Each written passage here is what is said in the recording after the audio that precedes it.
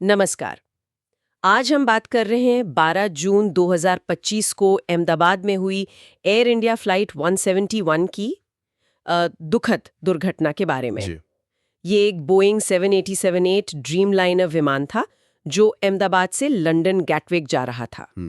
लेकिन take off के कुछ ही देर बाद वो हादसे का शिकार हो गया। तो हमारे पास जो भी रिपोर्ट्स हैं उनके आधार पर देखते हैं कि क्या हुआ था। हाँ, ये वाकई एक बहुत ही दुखद घटना है। फ्लाइट AI 171 ने दोपहर को करीब 1:38 पे उड़ान भरी थी। जी। और जैसे ही विमान कोई 625 फीट की ऊंचाई तक पहुंचा होगा, हाँ। उसने अचानक बहुत तेजी से लिफ्ट खो दी। लिफ्ट मतलब वो ताकत जो प्लेन को हवा में रखती है। अच्छा। और वो सीधे अहमदाबाद के मेघाणी नगर में, वो जो BJ मेडिकल कॉलेज है ना, हाँ, BJ मेडिकल कॉलेज, उसके हॉस्टल ब्लॉक पे जा गिरा। ओह, और जो मानवीय क्षति हुई वो तो आंकड़े ही डरा देने वाले हैं। विमान में 230 यात्री थे, 12 क्रू मेंबर, कुल 242 लोग। जी। इनमें से 241 लोगों की जान चली गई और जमीन पर भी। हाँ, जमीन पर भी 38 से ज्यादा मौतें हुई। ये बहुत ही भीषण था। सिर्फ एक व्यक्ति, एक ब्रिटिश नागरिक है, विश्वास कुमार रमेश, वो बच पाए। सोचकर ही अजीब लगता है, सिर्फ एक। बिल्कुल।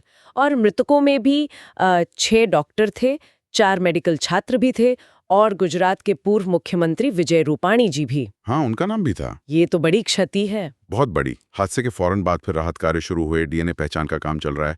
125 पीड़ितों की पुष्टि हुई है अभी तक। अच्छा। 83 शव परिवारों को सौंप दिए गए हैं और सरकार ने मुआवजे का भी ऐलान किया है, हर पीड़ित परिवार के लिए 1,25,000 रुपए। ये तो जरूरी कदम है ऐसे समय में।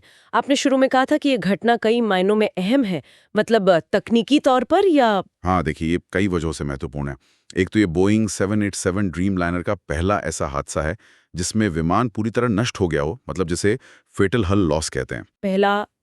ये विमान तो काफी समय से उड़ रहा है ना? हाँ, 2011 से सेवा में है और काफी सुरक्षित माना जाता रहा है। तो ये पहला ऐसा हादसा होना, ये अपने आप में बड़ी बात है। और दूसरी वजह? दूसरी ये कि 1997 के बाद से भारत की सबसे भीषण विमानन आपदा है। ओह, तो इन सब वजहों से इसकी जांच बहुत जरूरी हो जाती है। बिल्कुल, जांच पर ही सबकी नजरें हैं। तो जांच की क्या स्थिति है? वो जो ब्लैक बॉक्स होते हैं वो मिल गए? जी हाँ, वो सबसे अहम होते हैं। कॉकपिट वॉइस रिकॉर्डर यानी CVR और फ्लाइट डेटा रिकॉर्डर FDR दोनों बरामद हो गए हैं। अच्छा, ये तो अच्छी खबर है। हाँ, इनसे काफी कुछ पता चल सकता है। भारत का aircraft accident investigation bureau AAIB वो मुख्य रूप से जांच कर रहा है। लेकिन क्योंकि ये अंतर्राष्ट्रीय उड़ान थी और विमान बोइंग का है, तो UK और USA की अथॉरिटीज भी सहयोग कर रही हैं। USA से बोइंग कंपनी या NTSB? हाँ, बोइंग तो है ही और शायद NTSB भी शामिल हो। NTSB अमेरिका की मुख्य जांच एजेंसी है हादसों के लिए, और इंजन बनाने वाली कंपनी GE एरोस्पेस वो भी इसमें शामिल है। तो काफी बड़ा जांच दल है। ये लोग खास तौर पर किन चीजों को देख रहे होंगे?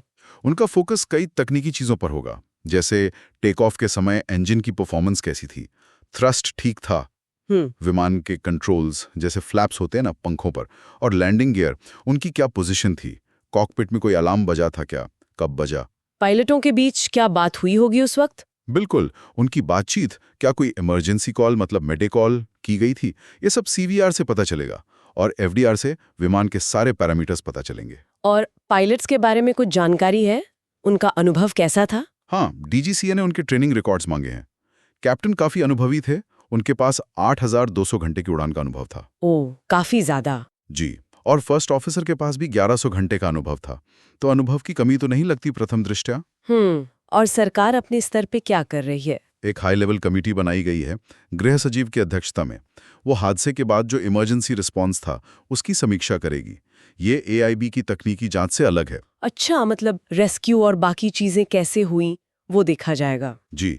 जांच की बात करें तो उम्मीद है कि 1 हफ्ते में कुछ शुरुआती जानकारी आ जाए और थोड़ी डिटेल्ड प्रिलिमिनरी रिपोर्ट शायद 3 महीने में। इस हादसे के बाद सुरक्षा को लेकर जरूर कुछ फौरी कदम उठाए गए होंगे। हाँ, बिल्कुल।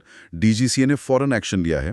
एयर इंडिया के जितने भी बोइंग 787 ड्रीमलाइनर हैं उन सब का इंस्पेक्शन करने का आदेश दिया है। ये तो जरूरी था। और 30 जून तक सभी सरकारी हवाई अड्डों पर इमरजेंसी ड्रिल्स को और बेहतर बनाने के लिए कहा गया है। साथ ही एयरलाइंस और फ्लाइंग स्कूलों के लिए जो ट्रेनिंग, मेंटेनेंस और लाइसेंसिंग के नियम हैं, DGCA उनकी भी समीक्षा कर रहा है। तो एक तरफ जांच चल रही है कि हुआ क्या, और दूसरी तरफ एहतियात बरती जा रही है कि ऐसा दोबारा ना हो। जी बिल्कुल। लेकिन फिर भी कई सवाल तो अभी बने हुए हैं। सबसे बड़ा सवाल तो शायद यही है कि हाँ, सबसे बड़ा सवाल यही कि आखिर टेक ऑफ के तुरंत बाद इतनी तेजी से लिफ्ट कैसे खत्म हो गई? क्यों विमान नीचे आया? क्या ये इंजन फेलियर था या फ्लैप्स गलत सेट थे या कोई और तकनीकी दिक्कत? यही सब जांच का विषय है। इंजन फेलियर, कंट्रोल सेटिंग में गड़बड़ी, कोई और मैकेनिकल फॉल्ट, कुछ भी हो सकता। और पायलटों ने उस वक्त क्या किया?